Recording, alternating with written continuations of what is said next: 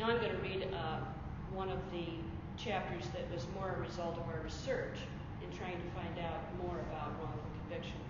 And this is chapter 20, called Classic Misconceptions. The first widely published case of exoneration for murder in the United States involved an 1819 conviction and sentencing to death of two brothers, Jesse and Stephen Bourne, in Vermont, for the murder of their brother-in-law, a fellow farmhand named Russell Colvin, even though Colvin's body had not been found at the time of the trial. This classic case of missteps has been inspiration for interpretation by both fiction and nonfiction writers. From Wilkie Collins, a Victorian novelist and 19th century mystery writer, The Dead Alive, to Gerald McFarland, a professor emeritus of history at the University of Massachusetts, The Counterfeit Man, to Rob Warden, executive director of the Center on Wrongful Convictions at Northwestern University School of Law, Wilkie Collins, The Dead Alive. The Bourne case is an instructive, true account of how justice can awkwardly stumble. The fact that there was no love lost between the Bourne brothers and their sister's husband, Russell Colvin, was well known in the town of Manchester, Vermont. Stephen and Jesse Bourne viewed Colvin as a lazy freeloader who not only didn't do his fair share on the family's farm, but also thoughtlessly fathered a brood of children, further straining the family resources. Colvin also had this inconsiderate habit of disappearing for days, weeks, even months at a time, so no one thought much of it when one day, in May 1812, he vanished again. As time went by, some folks in town wondered aloud whether Colvin had come to harm at the hands of the Bourne brothers. However, there was no evidence, and the mystery remained dormant for 7 years.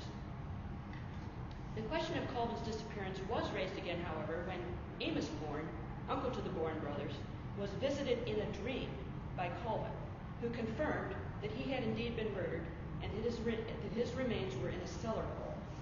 When a fire burned down an old barn on the Bourne property, the townsfolk speculated that the fire was set to hide evidence of the murder.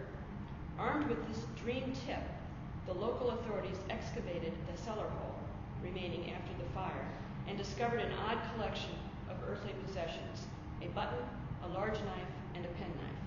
The penknife and the button, as well as an old hat found nearby, were claimed to be Colvin's. When the entire town now engaged in the unfolding drama, incriminating evidence was discovered near the Bourne farm. A young boy, with the help of his barking dog, unearthed some bones, which were declared human by 4 local physicians. Based on this growing body of evidence, Jesse Bourne was brought into custody. His subsequent interrogation by the local authorities put him in fear of a death sentence and most probably prompted him to name his brother Stephen as the murderer. Stephen, who had previously moved to New York, was named in an arrest warrant. Meanwhile, after comparing the unearthed bones with human bones, requiring that they exhume a human leg that had been buried following a recent medically required amputation, the physicians changed their minds about the primary evidence in this case. The bones thought to possibly be Colvin's were determined to be of animal origin.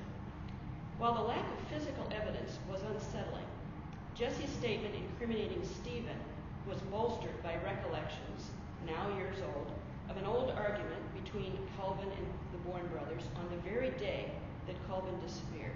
Indeed, some neighbors remembered statements in which the Bournes threatened to kill Colvin. Others said that the Bournes' conversations implied that they knew that Colvin was dead. A posse went to New York, apprehended Stephen, and returned him to Manchester. Once Stephen had been thrown in jail with his brother, Jesse retracted the statement.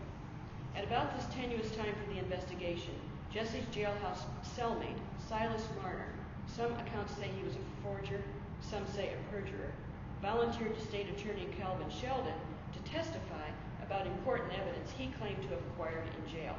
Merrill said that Jesse had confided in him the facts in the case, namely that Stephen had clubbed Colvin during an argument and their father, Barney Bourne, finished the job by cutting Colvin's throat with Stephen's penknife. While neither Merrill nor the State Attorney would admit that Merrill was promised anything for this testimony, he was observed walking freely in Manchester after testifying. Both Bourne brothers denied Merrill's story. Nevertheless, based primarily on Merrill's testimony, Stephen and Jesse Bourne were indicted.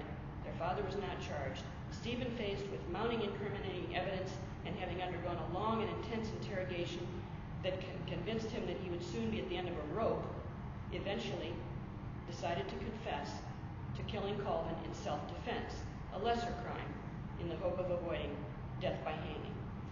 At trial, the jury gave credence to the testimony of eyewitnesses who discussed evidence, observations, and conversations, many resurrected from years past. Lewis Colvin, Russell's 17-year-old son, testified that he observed an argument between Stephen Bourne and Lewis's father, Jesse Bourne, was there as well. When the argument between his father and Stephen came to physical blows with a riding stick and a club, Lewis, who was 10 years old at the time, ran in fright without knowing the outcome, and it was the last time that he saw his father. The day after the fight, Stephen told Lewis not to tell what had taken place the day before, and he would kill him if he did. Silas Merrill provided a colorful account of Jesse Bourne's jailhouse confession, complete with Jesse's alleged claim that a few days after Russell Colvin's murder, Stephen Bourne had Colvin's shoes on.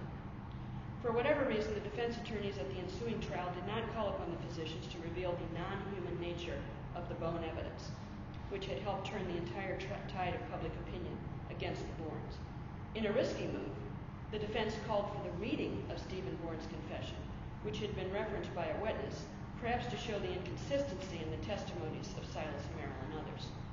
Well, in short order, about an hour, the jury returned a guilty verdict for both men. The same day, both brothers were sentenced to death. The Vermont General Assembly later commuted Jesse's sentence to life in prison, but Stephen's execution was scheduled for January 22nd, 1820.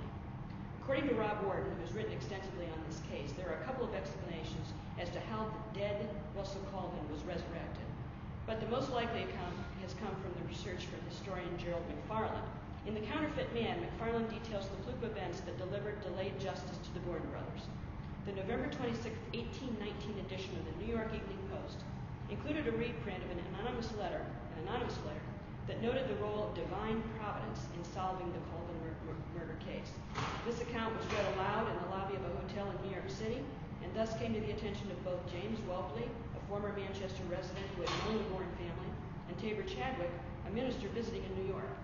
He knew a Dover, New Jersey farmhand named Russell Colvin, who happened to be working for his brother-in-law. Chadwick wrote a letter to the New York Evening Post regarding the possibility that the allegedly murdered Russell Colvin was living in New Jersey. Chadwick's letter sent Welpley packing and off to New Jersey. He eventually found Russell Colvin, who had no intention of returning to Vermont. However, Welpley utilized an attractive woman to lure Colvin to New York, and from there he used other trickery to get Colvin by stagecoach to Manchester, where Colvin was greeted by those who had known him and could testify that he was indeed not dead. His return to life in Manchester came within only 5 weeks, of the scheduled execution of Stephen Bourne. As a legal means of freeing the convicted Bourne brothers, the authorities petitioned the Supreme Court of Vermont for a new trial based on the new evidence that there was no dead man, and the prosecuting attorney refused the opportunity to retry the brothers. Both Stephen and Jesse were released. The news of the returned farmhand and the subsequent release of the two brothers convicted of his alleged murder was a big story in newspapers on the East Coast. The conviction errors had been based on 2 confessions that turned out to be forced and false, bone evidence that turned out to be bad signs, a jailhouse snitch's testimony that turned out to be lies, and eyewitness testimonies that turned out to be mistaken or irrelevant. Curiously, these are the same factors that predominantly contribute to wrongful criminal conviction today, nearly 2 centuries later.